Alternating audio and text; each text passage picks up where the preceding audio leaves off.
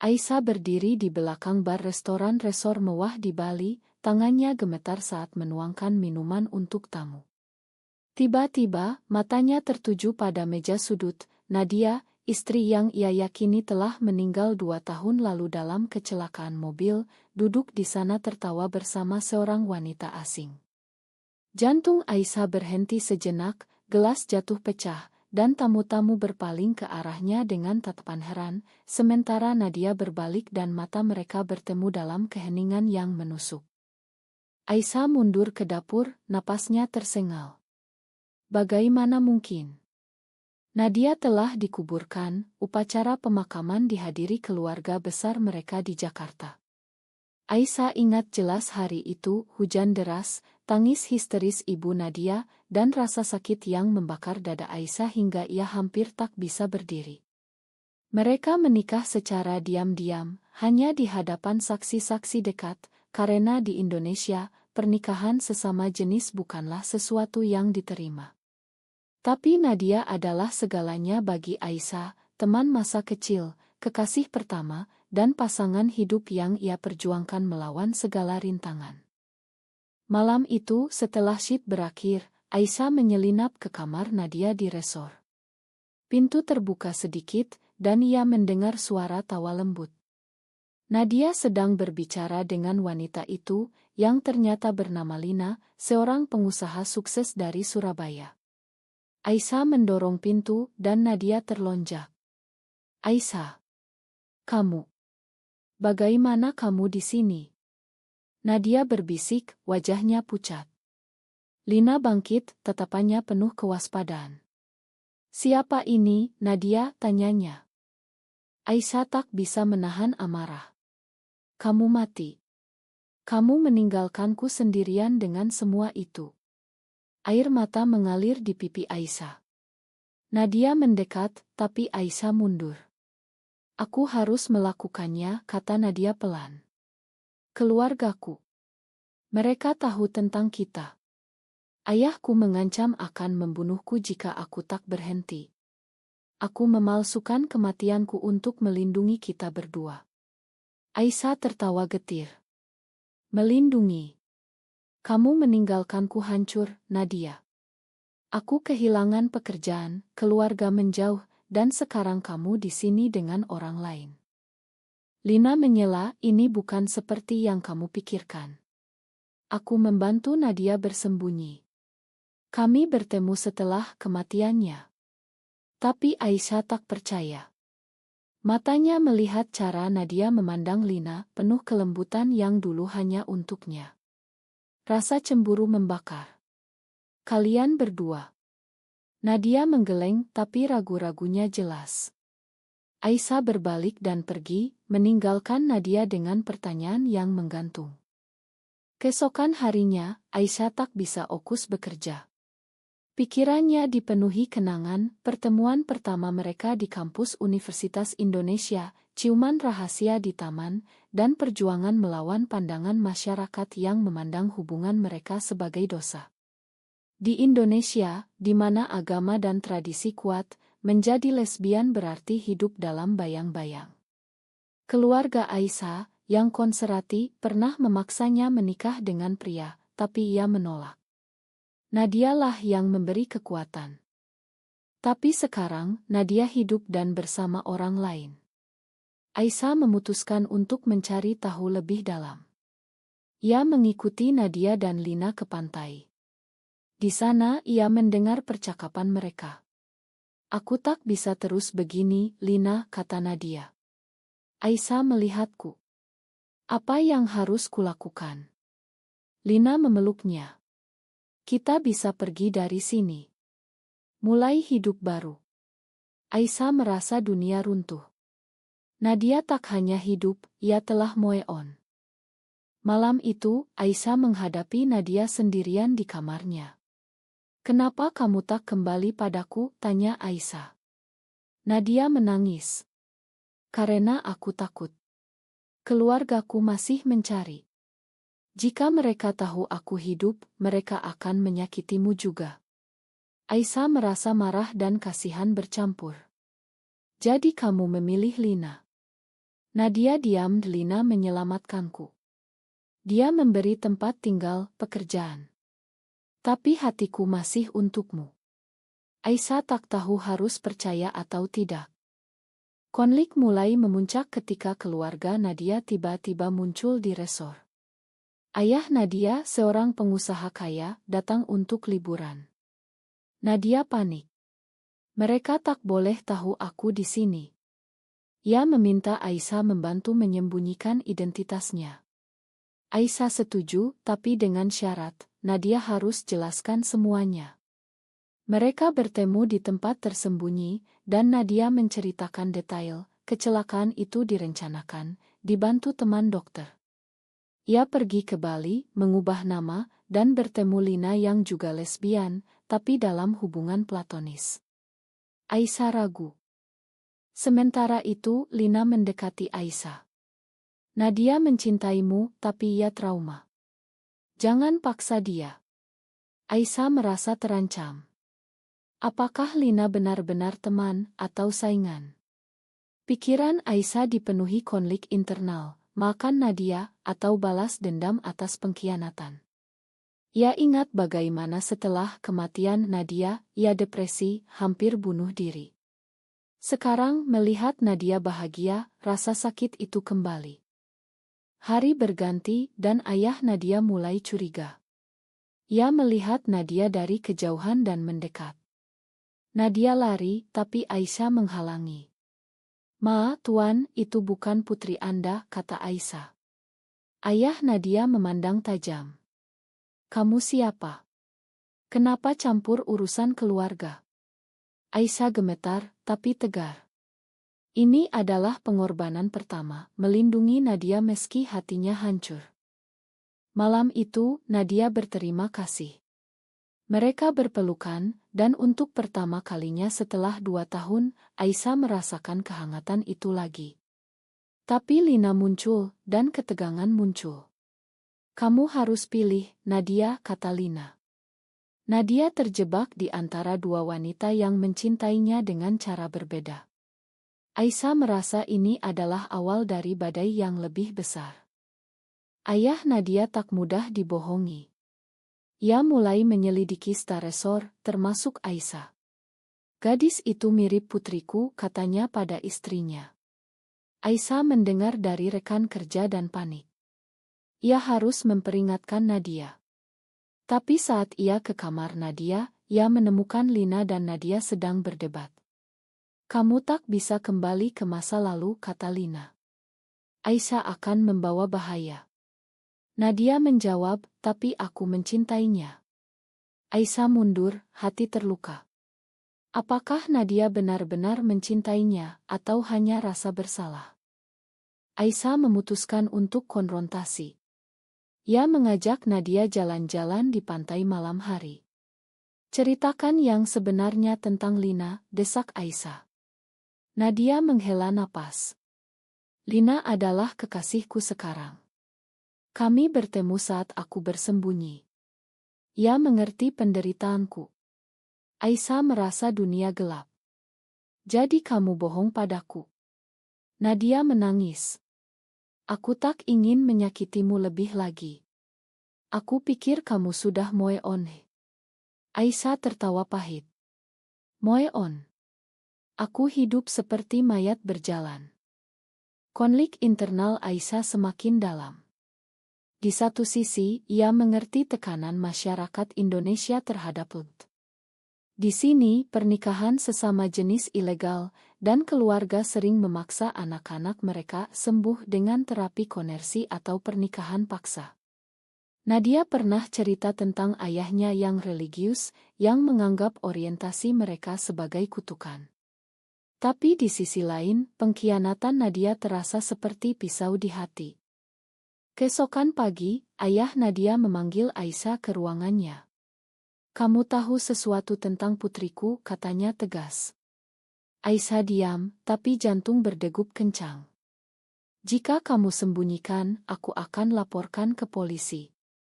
Aisyah ingat ancaman serupa dulu, saat keluarga Nadia tahu tentang hubungan mereka, mereka mengancam akan publikasikan, hancurkan reputasi. Aisyah memilih diam, tapi itu berarti mengkhianati Nadia. Tidak, ia memilih lindungi. Sementara itu, Lina mendekati Aisyah lagi. Kita harus bekerja sama. Nadia rapuh. Aisyah curiga. Lina ternyata punya motif sendiri. Ia mencintai Nadia dan melihat Aisyah sebagai ancaman.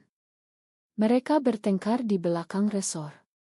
Kamu curi dia dariku, tuduh Aisyah. Lina balas, kamu yang biarkan dia pergi. Kamu tak cukup kuat melawan keluarganya. Kata-kata itu menusuk.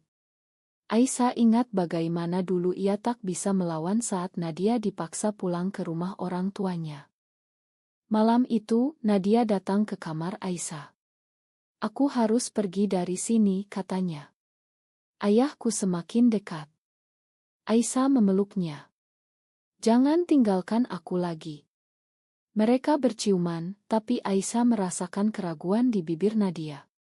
Apakah ini akhir atau awal baru? Tapi tiba-tiba pintu diketuk. Ayah Nadia di luar. Buka pintu, teriaknya. Nadia bersembunyi di lemari, Aisyah membuka pintu. Apa yang Anda inginkan? Tanya Aisyah. Ayah Nadia mendorong masuk. Aku tahu putriku hidup. Kamu mantan kekasihnya, kan? Aisyah terkejut. Bagaimana ia tahu? Ternyata ia telah menyewa detektif. Kalian berdua dosa besar, katanya. Aku akan bawa Nadia pulang, dan kamu. Aku akan hancurkan hidupmu. Aisyah merasa takut, tapi marah. Anda yang hancurkan hidupnya. Pertengkaran memuncak. Nadia keluar dari persembunyian. Ayah. Ayahnya terlonjak, lalu marah besar. Kamu hidup. Kamu bohong pada keluarga. Ia menampar Nadia. Aisyah menghalangi. Jangan sentuh dia. Ayah Nadia memanggil pengawal. Mereka ditahan di ruangan. Kalian akan ikut aku ke Jakarta, katanya. Nadia akan menikah dengan pria yang aku pilih, dan kamu, Aisyah, akan dipenjara atas tuduhan penipuan. Aisyah dan Nadia dikurung semalam. Di sana mereka bicara hati ke hati. Makan aku, kata Nadia. Aku takut pada ayah. Aisyah mengerti, tapi sakit. Kamu pilih Lina karena ia kuat. Nadia menggeleng. Lina membantu, tapi kamu adalah cintaku. Tapi Lina. Di mana ia? Ternyata Lina melarikan diri, meninggalkan mereka. Pengkhianatan ganda. Pagi hari, mereka dibawa ke bandara. Aisyah memikirkan pilihan, lari atau hadapi. Ia ingat teman-teman di Bali yang pernah bantu mereka dulu. Mungkin ada jalan keluar. Di pesawat, Aisyah berbisik pada Nadia, kita harus kabur. Nadia ragu. Ayah akan kejar kita selamanya. Konflik moral, kabur berarti tinggalkan segalanya, tapi tetap berarti hilang kebebasan. Di Jakarta, mereka tiba di rumah besar keluarga Nadia. Ibu Nadia menangis melihat putrinya hidup. Kenapa kamu lakukan ini? Nadia menjelaskan, tapi ayah memotong. Ini karena pengaruh Aisyah. Dia yang rusak kamu. Aisyah dibawa ke ruang terpisah, diinterogasi. Kamu lesbian, kan? Itu penyakit. Aisyah tegar. Itu cinta. Malam itu, Nadia dipaksa bertemu calon suami, seorang pria kaya. Aisyah mendengar dari pembantu. Rasa cemburu kembali. Apakah Nadia akan menyerah? Aisyah memutuskan bertindak. Ia menghubungi komunitas LGBTI rahasia di Jakarta, minta bantuan. Komunitas LGBTI yang Aisyah hubungi adalah kelompok bawah tanah, dipimpin oleh seorang aktivis bernama Rina. Mereka bertemu diam-diam di kai kecil. Kami bisa bantu kabur, kata Rina. Tapi risikonya tinggi. Banyak kasus seperti ini di Indonesia, keluarga paksa terapi konversi. Aisyah mengangguk. Ia tahu risiko penjara, kekerasan, atau bahkan kematian kehormatan. Tapi ia tak bisa biarkan Nadia dinikahkan paksa. Sementara itu, Nadia di rumah ayahnya menghadapi tekanan. Kamu harus berubah, kata ayah. Aku sudah datarkan kamu ke pusat rehabilitasi. Nadia menangis. Ingatannya kembali ke masa kecil, ayah yang keras, ibu yang pasi, dan rahasia orientasinya yang ia sembunyikan bertahun-tahun. Bertemu Aisyah adalah kebebasan pertama, tapi sekarang ia harus pilih keluarga atau cinta.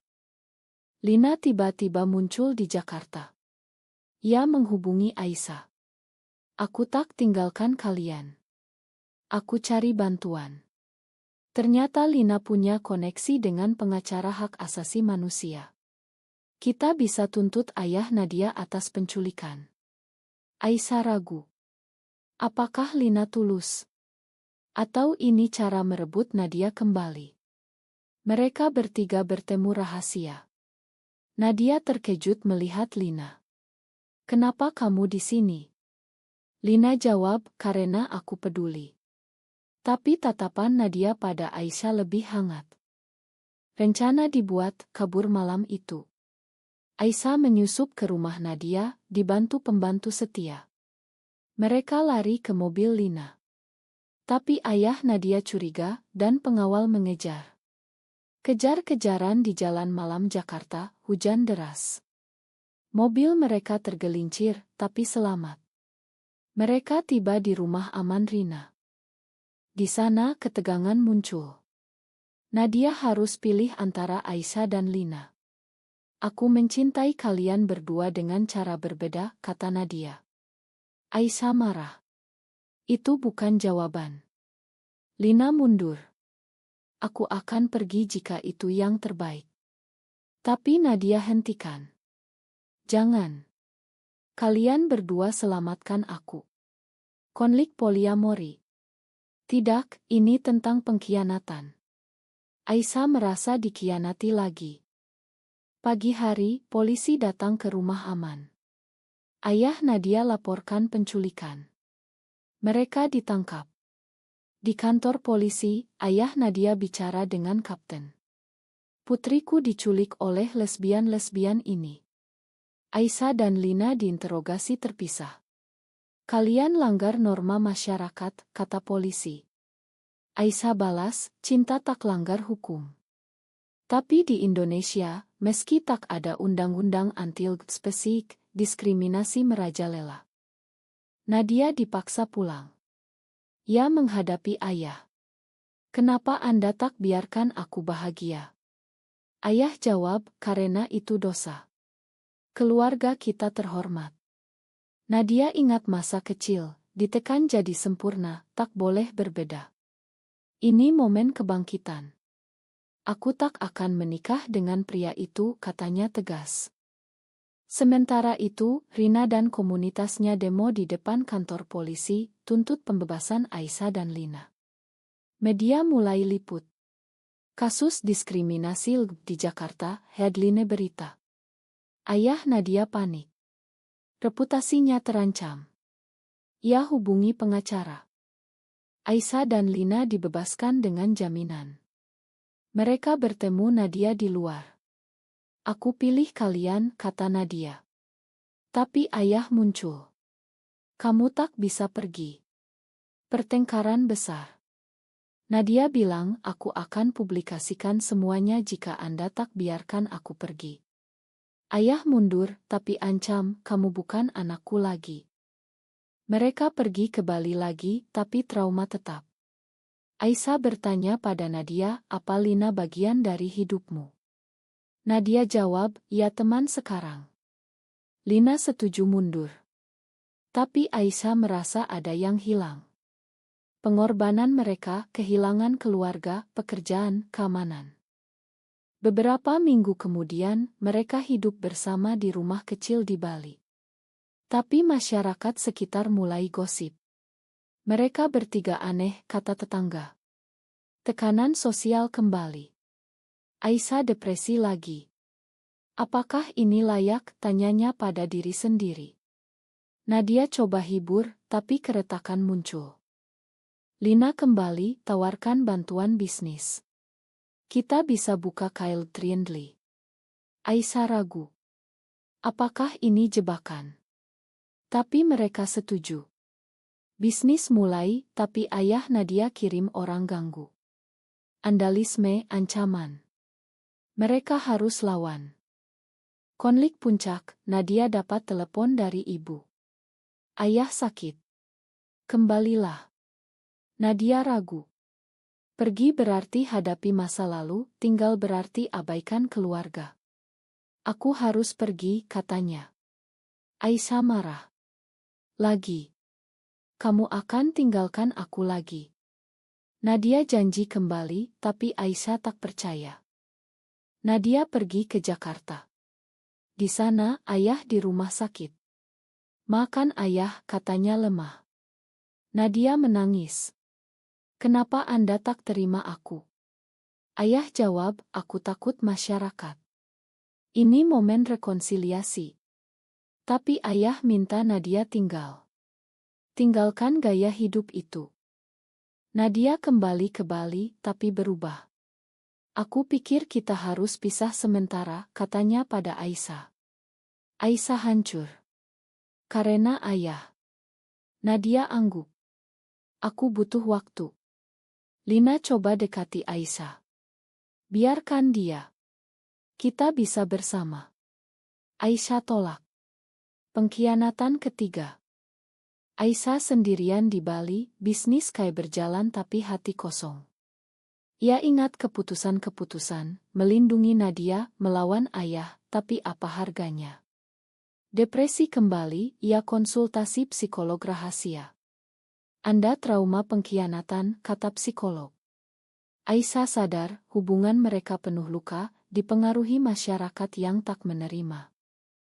Nadia di Jakarta, merawat ayah. Ibu bicara, kamu bisa berubah. Kami punya dokter bagus. Nadia tolak. Ini aku apa adanya. Ayah mulai lembut. Aku salah. Tapi masyarakat akan hancurkanmu. Nadia ingat kasus-kasus teman yang diusir keluarga atau lebih buruk. Apakah ia salah pilih cinta atas keluarga? Lina hubungi Nadia. Aisyah menderita tanpamu. Nadia ragu. Ia kembali ke Bali diam-diam, lihat Aisyah dari jauh. Aisyah terlihat lelah, tapi kuat. Nadia sadar, Aisyahlah yang selalu berkorban. Ia putuskan kembali. Tapi saat tiba, ia temukan Aisyah dengan Rina, aktis itu. Bukan romantis, tapi dekat. Nadia cemburu. Kamu ganti aku, tuduhnya. Aisyah jelaskan, Rina bantu aku bertahan. Pertengkaran besar. Kamu yang tinggalkan aku, kata Aisyah. Nadia akui salah. Aku takut kehilangan keluarga. Mereka bicara panjang. Masyarakat Indonesia sulit untuk kita, kata Nadia. Tapi kita bisa lawan bersama. Aisyah setuju, tapi minta komitmen. Tak ada Lina lagi. Nadia angguk. Lina mundur dengan anggun. Aku bahagia kalian bersama. Tapi badai belum usai. Ayah Nadia pulih dan kirim surat, kembalilah, atau aku wariskan semuanya pada saudaramu. Nadia tergoda. Uang itu bisa bantu mereka hidup aman. Apa kita ambil, tanya Nadia. Aisyah tolak. Itu jebakan. Konflik moral, ambil warisan berarti kompromi dengan ayah yang diskriminati. Nadia pergi ke Jakarta lagi. Di sana, ayah tawarkan kesepakatan, tinggalkan Aisyah, dan semua milikmu. Nadia marah. Tidak. Aku cinta dia. Ayah kecewa. Kamu pilih dosa. Nadia pergi, tapi ayah sakit lagi. Kali ini serius. Nadia tinggal merawat. Aisyah di Bali, cemas. Ia dapat kabar dari Lina, Nadia terjebak. Aisyah pergi ke Jakarta. Di rumah sakit, ia hadapi ayah. Biarkan Nadia bebas, kata Aisyah. Ayah lemah. Kamu yang rusak putriku. Tapi ibu menyela. Cukup, Mas. Biarkan mereka. Ibu ternyata diam-diam dukung. Ayah meninggal seminggu kemudian. Di pemakaman, Nadia menangis. Ia tak pernah terima aku. Aisyah hibur. Warisan dibagi, Nadia dapat bagian. Mereka kembali ke Bali, gunakan uang untuk perluas KAI jadi pusat komunitas LUT. Tapi masyarakat lokal protes. Ini tempat maksiat. Demo di depan KAI. Polisi datang. Aisyah dan Nadia hadapi. Kami tak langgar hukum, kata mereka. Tapi tekanan besar. Beberapa teman mundur. Konflik internal, apakah terus atau tutup? Mereka pilih terus. KAI jadi simbol perlawanan. Media liput positif. Tapi ancaman datang, serangan malam hari. KAI dirusak. Nadia terluka. Di rumah sakit, Aisyah menangis. Ini harga kita bayar. Nadia jawab, layak karena kita bersama. Pemulihan lambat. Nadia renungkan pilihan, hidup terbuka berarti bahaya, tapi sembunyi berarti tak hidup. Kita harus pindah ke luar negeri, usul Nadia. Aisyah ragu. Indonesia rumah kita. Debat panjang.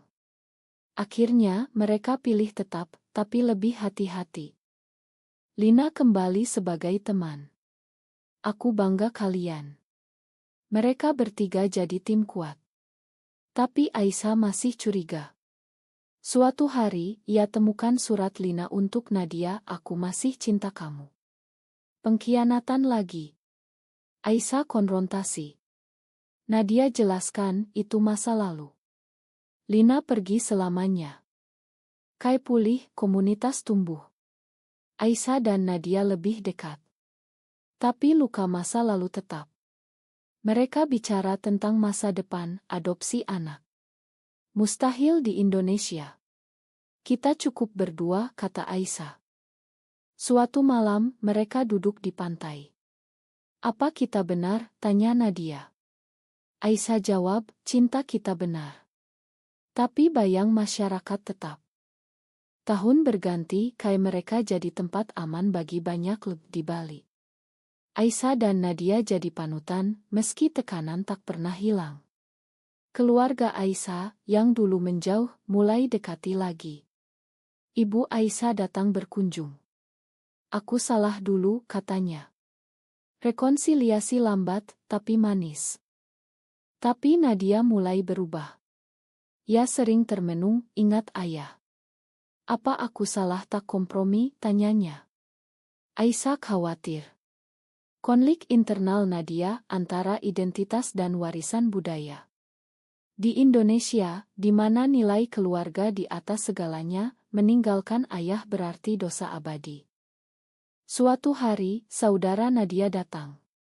Kamu dapat warisan, tapi ayah minta kamu sembuh. Nadia tolak. Aku tak sakit. Saudara marah, ancam tuntut. Perang hukum dimulai. Aisyah dan Nadia hadapi pengadilan. Hakim konserati. Hubungan kalian tak diakui, katanya. Mereka kalah, warisan dicabut. Kehilangan itu sakit, tapi menyatukan mereka. Kita tak butuh uang itu, kata Aisyah. Nadia setuju. Tapi tekanan memuncak. Nadia depresi, ingat kematian palsunya. Mungkin aku seharusnya mati beneran. Aisyah takut. Ia bawa Nadia ke psikolog. Terapi membantu. Nadia sadar, pilihan-pilihannya, meski salah, membawa ke sini. Aku pilih kamu atas segalanya. Aisyah bahagia. Mereka reneu aus rahasia di pantai. Tapi masyarakat tak berhenti. Undang-undang anti-LGBTQ diusulkan di BR. Demo besar. Aisyah dan Nadia ikut, tapi ditangkap. Di penjara, mereka pisah. Aisyah renungkan, apakah perjuangan ini layak? Nadia kirim pesan lewat pengacara, jangan menyerah. Bebas setelah seminggu, mereka lebih kuat. Kai ditutup sementara, tapi mereka pindah ke Jogja, mulai lagi. Hidup nomaden, tapi bersama. Lina muncul lagi, kali ini dengan pasangan baru. Aku senang kalian bahagia. Memaan. Pengkhianatan masa lalu dimakan. Akhirnya, mereka hidup tenang di desa kecil. Aisyah tulis buku tentang kisah mereka, Anonimus. Buku jadi hits di komunitas bawah tanah. Inspirasi bagi banyak.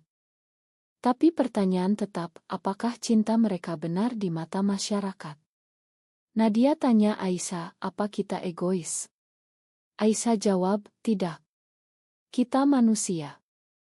Kisah berakhir dengan mereka duduk di teras, memandang matahari terbenam. Hidup penuh luka, tapi penuh cinta.